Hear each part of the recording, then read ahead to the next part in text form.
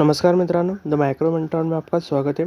तो इस वीडियो में स्पेशली जानेंगे कि इनक्यूबेटर क्या होता है और इनक्यूबेटर के कंपोनेंट क्या क्या होते हैं। उसका बहुत सारे टाइप्स पड़ते हैं, मतलब 5 टाइप्स हमें देखने को मिलता है। स्टैंडर्ड के अलावा 4 टाइप हमें इनक्यूबेटर के देखने को मिलता है और उसका यूजेस वगैरह क्या होता है। तो इस वीडियो में हम स्पेशली जानने वाले इनक्यूबेटर क्या होता है। तो चलिए फिर बिना टाइम वेस्ट किए वीडियो को हम स्टार्ट करते हैं। सबसे पहले इनक्यूबेटर के बारे में बात करें तो एक कंट्रोल एनवायरनमेंट डिवाइस होता है, जिसकी वजह से जो भी ग्रोथ है या फिर मेंटेन है वो हो पाता है माइक्रोबियल सेल कल्चर का या फिर सेल लाइन का।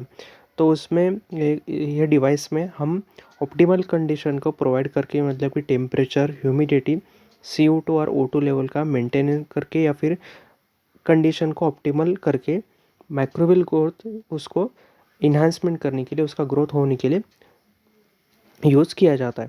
तो ये हो गया उसका इंट्रोडक्शन।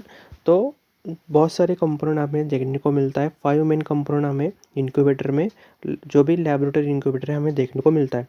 सबसे पहले टेम्परेचर कंट्रोल सिस्टम, जो कि उसमें जो है मोस्ट ऑफ द माइक्रोऑर्गेनिज्म में या फिर सेल है, उसको एक स्पेसिफिक टेम्परेचर का रिक्वायरमेंट लगता है उसके ग्रोथ के लिए। तो कॉमनली 37 डिग्री सेल्सियस जो भी ह्यूमन पैथोजन है उसको ग्रो करने के लिए डिग्री सेल्सियस 37 डिग्री सेल्सियस लगता है। तो थर्मोस्टेट या फिर डिजिटल कंट्रोल का यूज़ करके टेम्परेचर कंट्रोल सिस्टम को कंट्रोल किया जाता है। सेकंड पार्ट होता है ह्यूमिडिटी कंट्रोल, जो कि कल्चर मीडिया से जो भी वाटर इवापोरेट हो रहा है उसको प्रिवेंट करने के लिए ह्यूमिडिटी कंट्रोल का यूज़ किया जाता है। स्पेशली टिश्यू कल्चर है या फिर सेल कल्चर इंक्यूबेटर में ह्यूमिडिटी कंट्रोल का यूज़ किया जाता है। तो थर्ड पार्ट होता है गैस कंट्रोल, जो कि CO2 इंक्यूबेटर में हमें देखने को मिलता है। तो ज़्यादातर जो भी मैमिलियन सेल कल्चर है उसको 5% ऑफ CO2 लगता है, जो कि उसके मेंटेनेंस के लिए और pH स्टेबल रखने के लिए। और ज़्यादातर जो भी एडवांस इंक्यूबेटर होता है उसमें O2 लेवल जो भी रेगुलेट करने के लिए चेम्बर, अपोक्सिया चेम्बर का भी यूज़ किया जाता है। एडवांस जो भी इंक्यूबेटर है उसमें गैस कंट्रोल यूज़ करके जो भी 5% ऑफ CO2 या फिर O2 जो लेवल है उसको रेगुलेट किया जाता है। इंटीरियर के बारे में बात करें तो स्टेनलेस स्टील का इंटीरियर हमें देखने को मिलता है, जो कि इजी क्लीनिंग हम कर सकते हैं। तो ज़्यादातर हम उसमें पेट्री डिश हो गया, कल्चर फ्लास्क, टेस्ट ट्यूब का यूज़ करके जो भी इंक्यूबेटर में हम रख सकते हैं। और जो भी ग्रोथ है वो पेट्रो प्लेट में हो गया, कल्चर फ्लास्क में या फिर टेस्ट ट्यूब में हम बायोकेमिकल जो भी टेस्ट करते हैं वो भी उसके अंदर हम रख सकते हैं। तो स्टेरिलिटी और कंटामिनेशन कंट्रोल की बात करें तो उसमें हम HPA फ़िल्टर का यूज़ करते हैं, जिसका रेंज होता है 0.22 माइक्रोमीटर। एक फ़िल्टर होता है जिसके मदद से जो भी कंटामिनेशन है उस जो भी इंक्यूबेटर के अंदर नहीं होता है।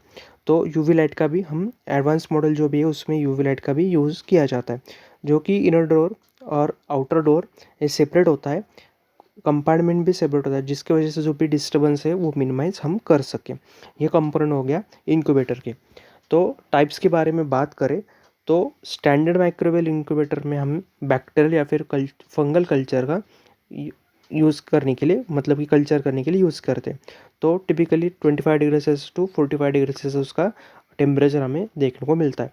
CO2 इंक्यूबेटर ज़्यादातर किसके लिए यूज़ होता है? एनिमल सेल के लिए, टिश्यू कल्चर के लिए, जो कि CO2 उसमें अंदर हम मेंटेन कर सकते हैं और ह्यूमिडिटी भी मेंटेन कर सकते हैं।